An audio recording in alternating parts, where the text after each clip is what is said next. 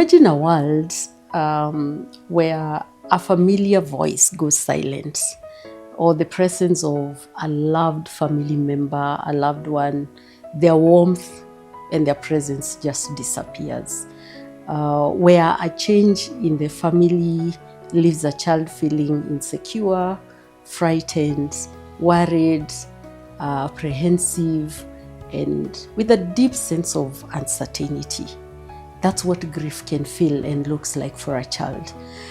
Today, I want us to talk about children and grief. We are talking about little hearts going through big grief, trying to understand childhood loss. My name is Margaret Njihia.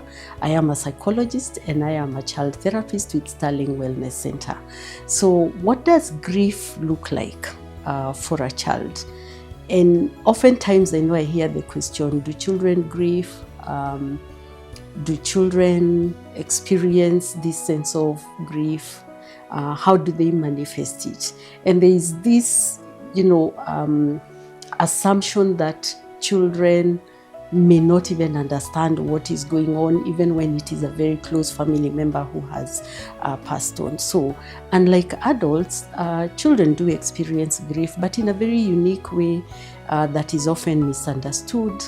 It's not just the feeling of sadness or the feeling of sorry, the feeling of fear, but it's a whole spectrum of emotions that they go through. It's pretty much the same way that adults go through. The difference here is that while adults can verbally express what they're going through, then children don't have the verbal expression and the vocabulary, especially younger children, for what is happening.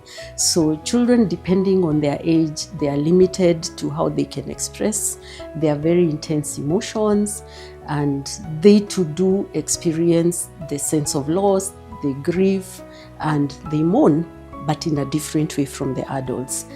They have a voice, but a lot of times children are not given the voice. We don't listen to them.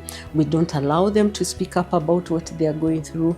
But like we are going to see in the subsequent episodes, it's also maybe because as adults, we don't know what to tell children, how to speak to them, and we also don't think they need to be given the space for them to experience.